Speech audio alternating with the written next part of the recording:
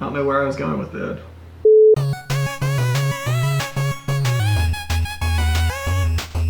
Well, Gunmetal Arcadia 0 is basically done at this point. This is going to be the last video I do before the game launches. I'm going to take a week or two off and just basically let the game sit and simmer for a little bit before I release it.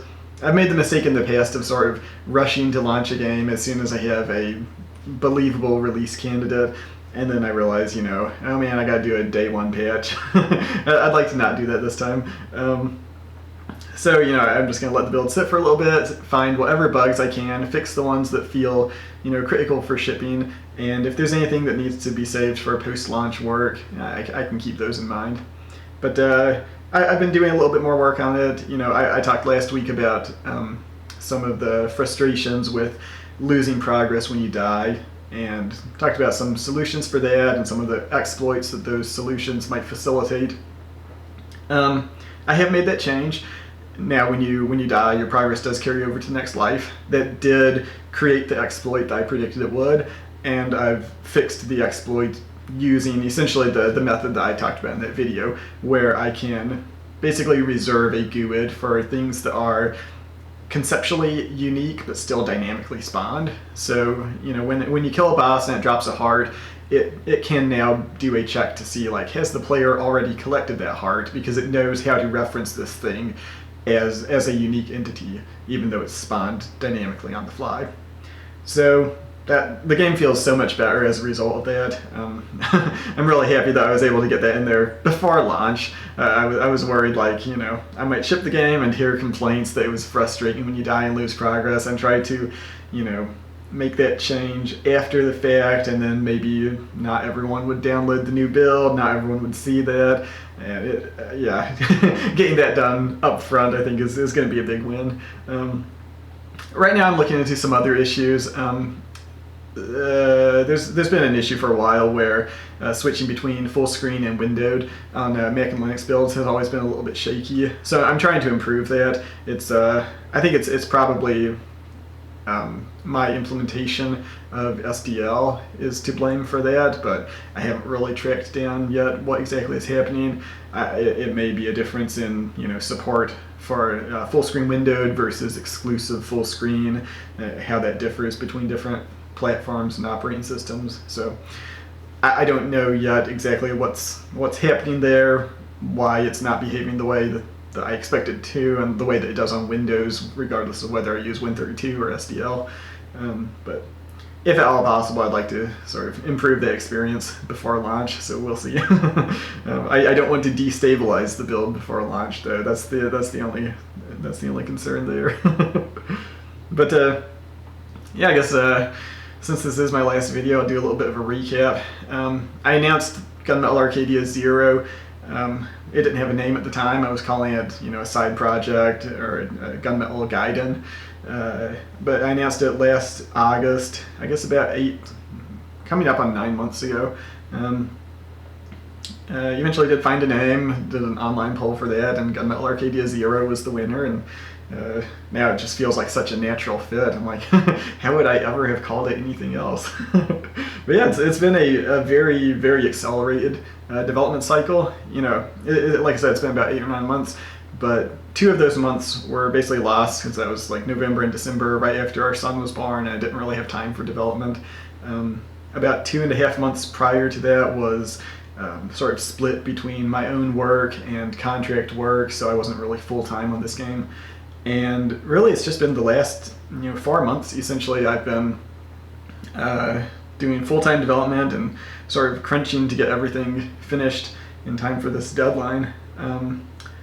And even though it's been very crunchy and very accelerated, I think that's kind of been nice, because it hasn't given me a chance to overthink anything. And the whole premise of this game was I wanted to take the technology that I had already built for the roguelike Gunmetal Arcadia and just basically do content production on top of that, and take what I had, build some new stuff, and release something that would be a simple, linear. At the time I was already comparing it to Castlevania, and I think that's still a very appropriate comparison. yeah, something that's just, a sequence of linear levels, nothing too fancy or flashy, but just, get something out there that can be like, okay, this is the experience of Gunmetal Arcadia. And yeah, I'm really happy with how it's turned out. Actually, I think the scope is maybe even a little bit bigger than what I had initially planned as far as some of the shopping interfaces and stuff like that. But yeah, I think it's in a really good place. I'm excited to start thinking about the roguelike game again. I sort of hinted in a recent blog post that I was sort of revisiting some of the original concepts and sort of asking questions about like whether those original concepts still make sense. And I have some exciting ideas on ways that I could sort of deviate from the accepted roguelike formulas. To this point, I've mostly been talking about the game in terms of the tropes that we all understand to be concepts of roguelikes, permanent death, randomly generated levels, these sorts of things. And I've talked a little bit about how I wanted to bring in elements of the Binding of Isaac and maybe avoid certain elements that other games have done as far as persistent metagame leveling up sort of stuff, where you feel like you have to unlock things before you can really viably finish an entire session. So I've mostly been framing it in terms of those sorts of familiar tropes and comparisons to other games. And just recently I've started thinking about maybe trying to veer off in a little bit more of a unique direction and bring in some elements from other games that I've wanted to make or have started making at different times. Bring in concepts of like real world passage of time, bring in elements of maybe having some sort of persistent hub, not something with unlockables to where you feel like parts of the game are gated off at the start, but something where you have a sense of persistent presence that goes beyond any one individual session. I don't want to make that the focus of the game to where you lose sight of the value of having bite-sized sessions. That's been from the start one of the very strong promises of this game, is that it's something you can pick up and play for like 20 or 30 minutes and feel like you've completed some complete part of the game. I don't want to take it in a direction where I lose that, but yeah, I've sort of been rethinking some of these things and trying to find ways that I can make make a unique mark on the roguelike genre, and also differentiate this game a little bit from Gunmetal Arcadia 0, now that I have a very clear idea of what that is, because it's done and I can actually play through it and go, okay, I understand it now. So yeah, that's kind of where my head is these days.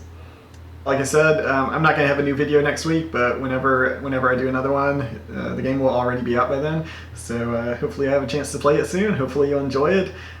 Thank you for watching this series. I'm going to keep doing these, of course, as I continue making the roguelike Gunmetal Arcadia. So please like and subscribe. As always, this series is supported through Patreon. A big thank you to everyone who is supporting me on there already. You can find those links below. But thanks for watching, and I will see you next time.